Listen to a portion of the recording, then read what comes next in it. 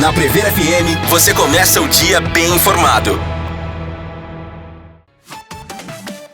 6h42, voltamos com o primeiro jornal ao vivo na Prever FM nesta manhã de sexta-feira. E por ser sexta-feira, nós temos costumeiramente a participação do prefeito municipal de Botucatu, Fábio Leite. Bom dia, prefeito, como vai?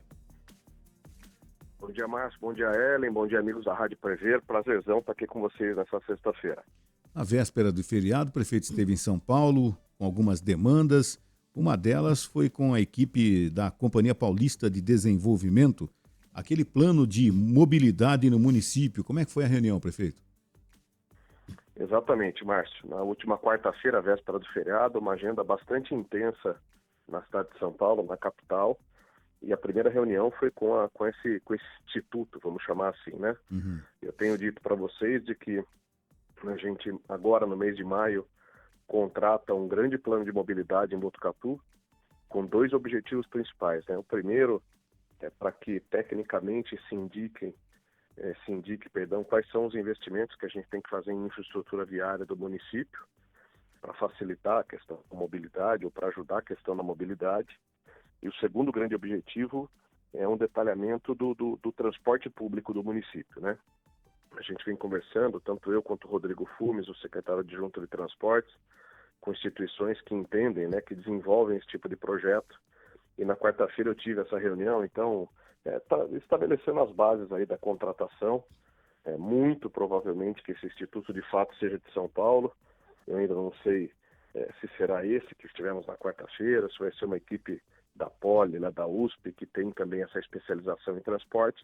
Mas a ideia é fazer a contratação desse plano, especialmente para a questão do transporte público, e a gente poder mudar de patamar aí os investimentos e também a realidade do transporte da cidade.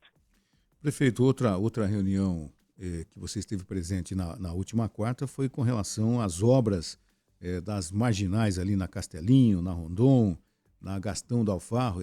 São obras que realmente são necessárias, que preocupam e tudo mais, e que têm um tempo determinado, e já faz algum tempo que elas estão acontecendo, né? E que ainda vão demandar mais tempo, né, prefeito? Vão sim, Márcio. Eu combinei, nós fomos, tanto eu quanto o Rodrigo Taborda, nosso secretário de Infraestrutura, quanto o William, né, o secretário adjunto de Infraestrutura, nós fomos muito bem recebidos pela Artesp e nós combinamos com a equipe da Artesp de realizar reuniões periódicas de acompanhamento dessas obras em São Paulo. Então, basicamente, uma reunião por mês, para que a gente tenha sempre aí, vamos dizer, o cronograma na mão. E na quarta-feira foi mais uma dessas reuniões, né? Então, o objetivo em relação à Gastão da Alfarra, a gente conversou sobre o andamento das obras que se estenderão ainda por um prazo. É uma obra de engenharia, né? Uma obra de infraestrutura bastante detalhada, bastante complexa, mas a obra vem se desenvolvendo num bom cronograma. Para você ter uma ideia, no final de semana estive na região ali da Gastão da Alfarra e tanto no sábado quanto no domingo as equipes trabalhando. Mas o objetivo da discussão da Gastão, não só além de acompanhar o cronograma da execução da obra, é que nós tivemos recentemente, há mais ou menos um mês, com alguns representantes ali do comércio da região, né? Aqueles comércios que margeiam a Gastão da Alfarra, especialmente naquelas áreas mais adensadas, pedindo algumas alterações no projeto. Nós, prontamente da prefeitura, já, vamos dizer, desenhamos um croquis, né, do que seriam essas alterações e propusemos aí a Artesp e a Rodovias do Tietê. Então essa é uma das questões que a gente vem acompanhando. E em relação às marginais da Castelinho, a mesma coisa, né? A obra, nesse momento, ela está ali na marginal de fato da Castelinho, próxima ali à entrada da cidade. A previsão oficial desse cronograma é que ela se encerre em setembro desse ano. A gente, nesse acompanhamento, acredita que esse cronograma deve, inclusive, ser antecipado. E aí a gente começa a discutir já as marginais da Marechal Rondon. Uhum. Então, na Marechal Rondon, duas discussões têm que ser feitas, né? Na realidade, discussão aqui no melhor sentido da palavra. A primeira é quando essas obras se iniciam, e como eu falei, a nossa tentativa é que logo que acabe da Castelinha a gente já emende, já engate as obras na Rondon.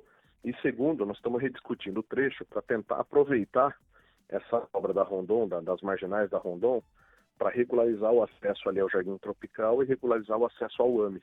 Então, essas reuniões com a Artesp, elas têm sido importantes para a gente poder detalhar esses projetos.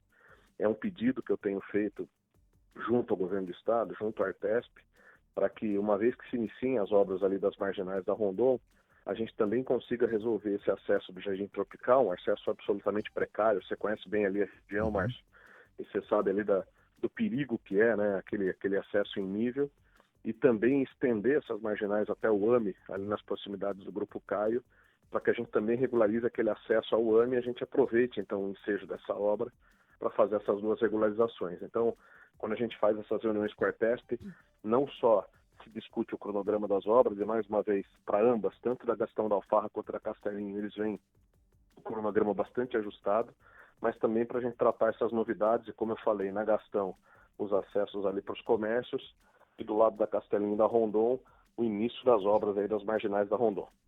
Bom dia, prefeito.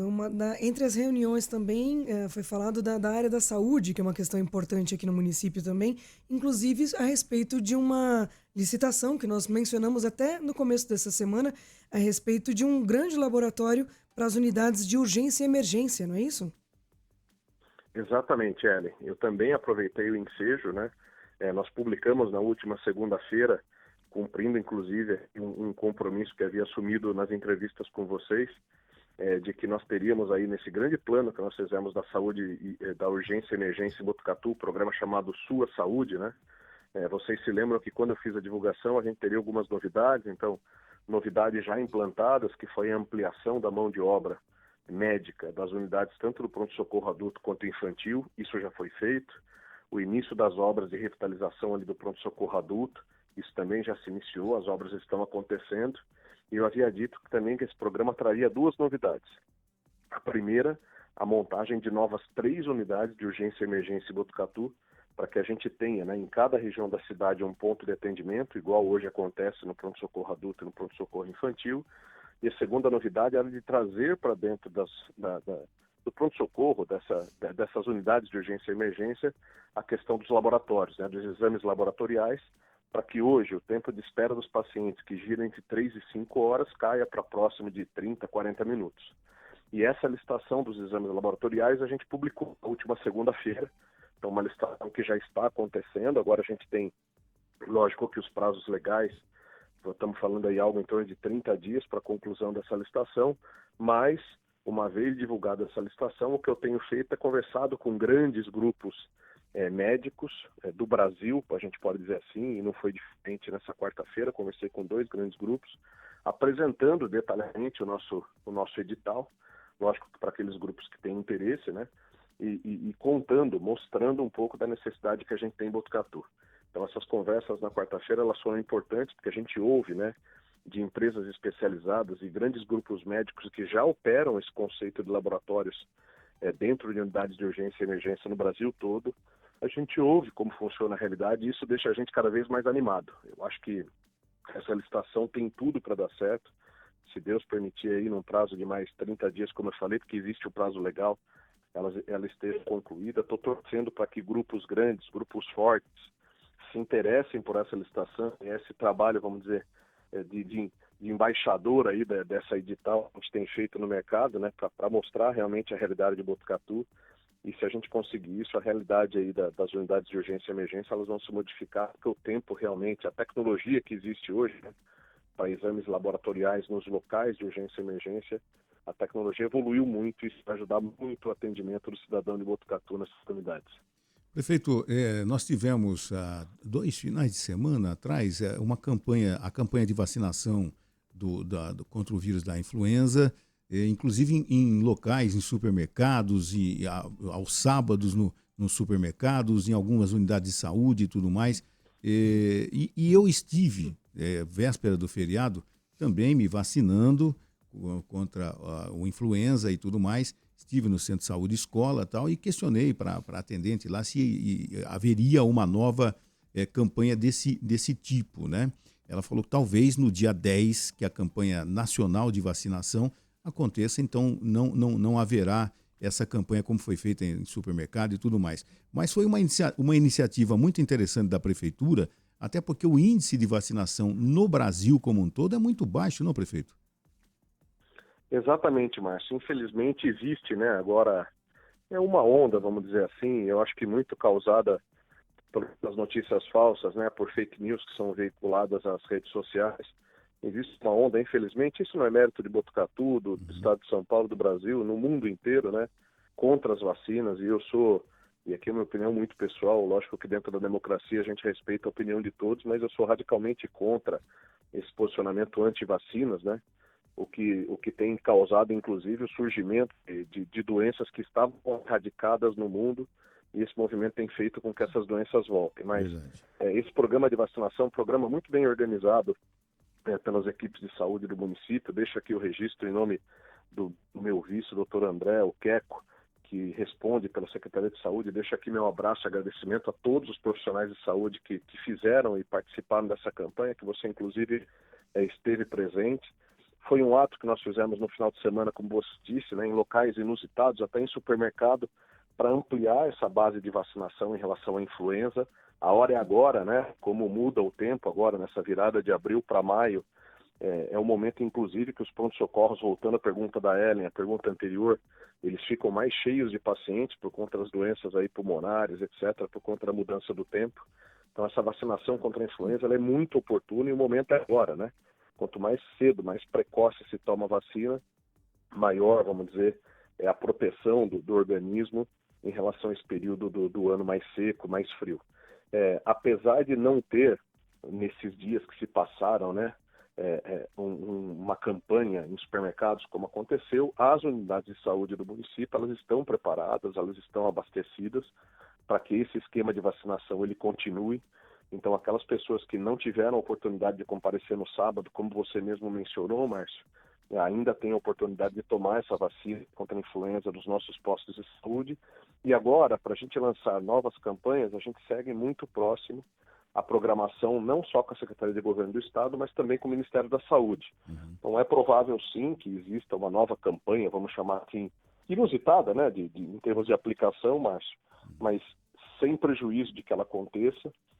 A vacinação segue nas nossas unidades de saúde. Para você ter uma ideia, nós temos inclusive equipes itinerantes que fazem aplicação na área rural, em locais mais distantes aqui do centro da cidade, em Botucatu.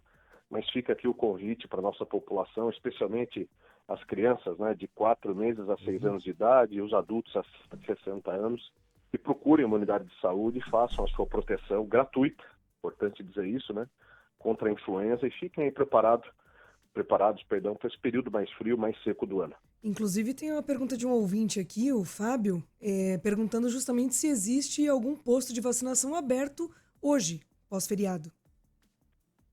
Hoje, sexta-feira, existem sim.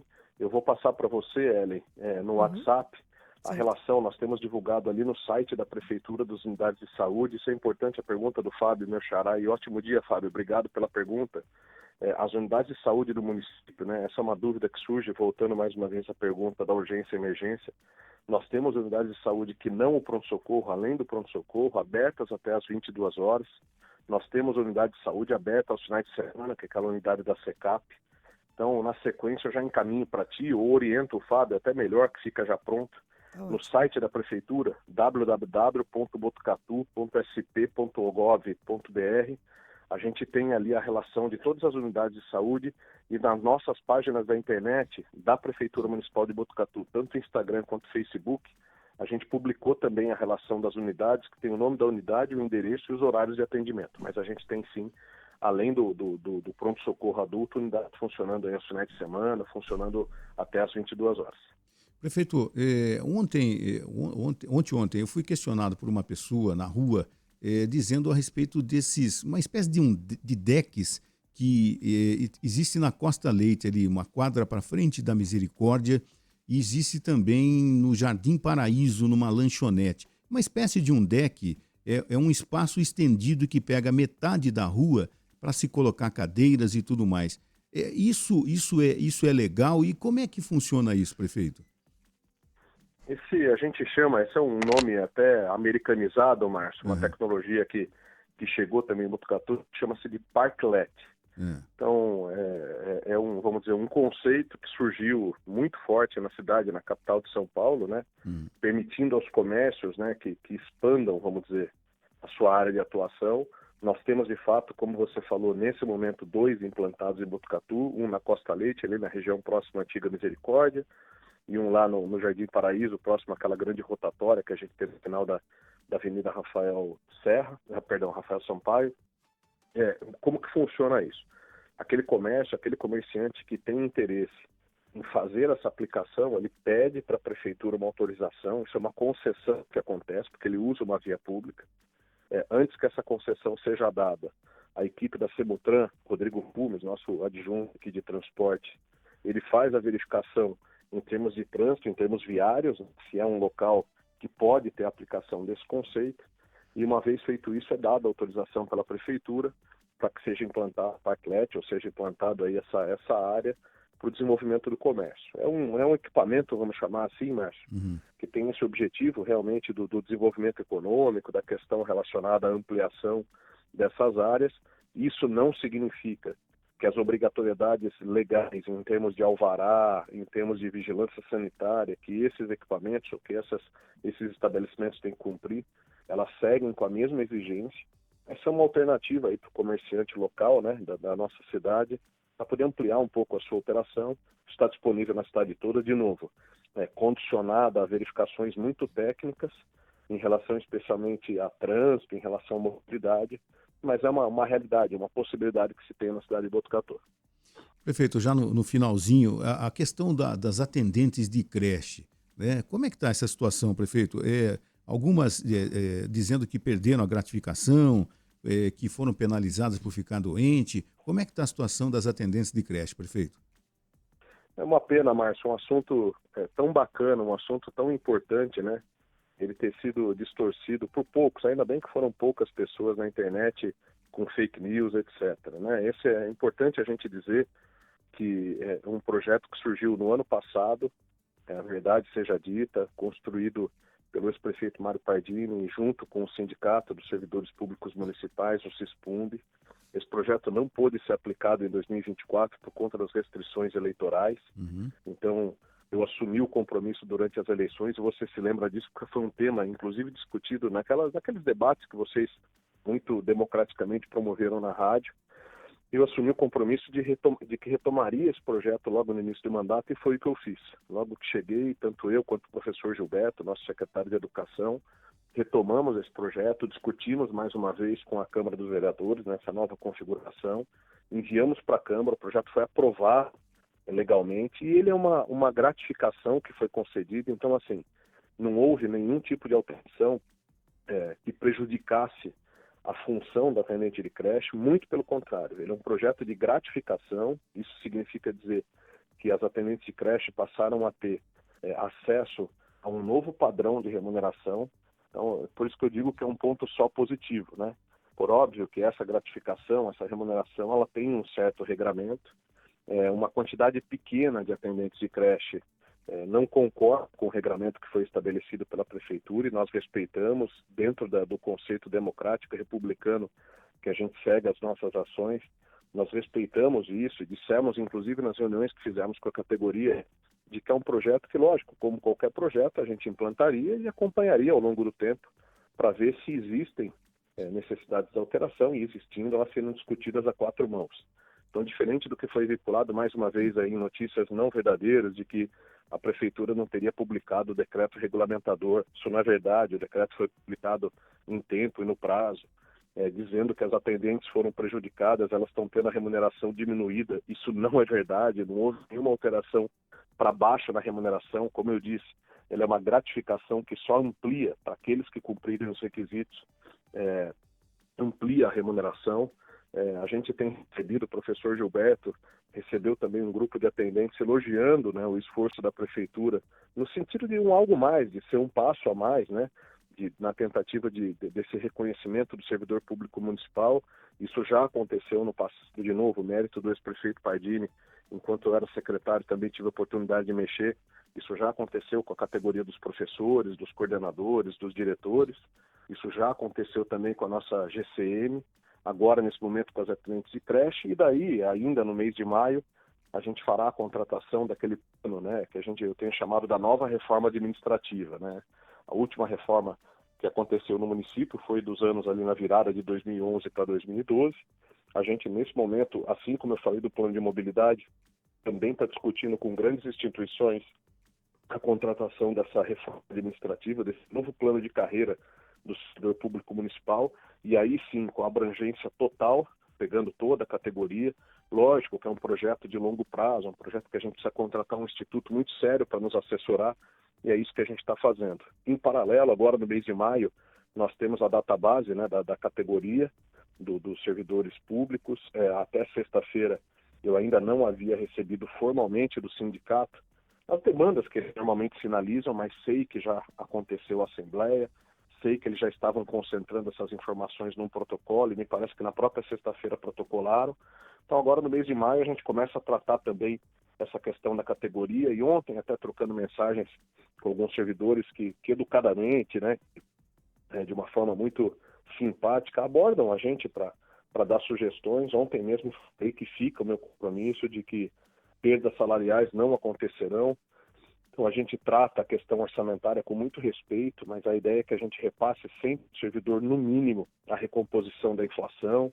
A gente vai olhar os benefícios que foram criados para ver se existe alguma reformulação a ser feita. Então a gente segue com essa tranquilidade, Márcio, com essa seriedade, com esse respeito ao servidor público municipal, para que dentro aí dessa estrutura orçamentária, dentro desse arcabouço de responsabilidade que a gente tem, a gente consiga aí, a cada dia, a cada passo, melhorando a condição da categoria, uma categoria muito importante para o município, que através das mãos dele, e ontem comemoramos aí o Dia do Trabalho, através das mãos do servidor público municipal, que todas essas atividades de saúde, educação, assistência social, segurança, enfim, de todas as secretarias acontecem.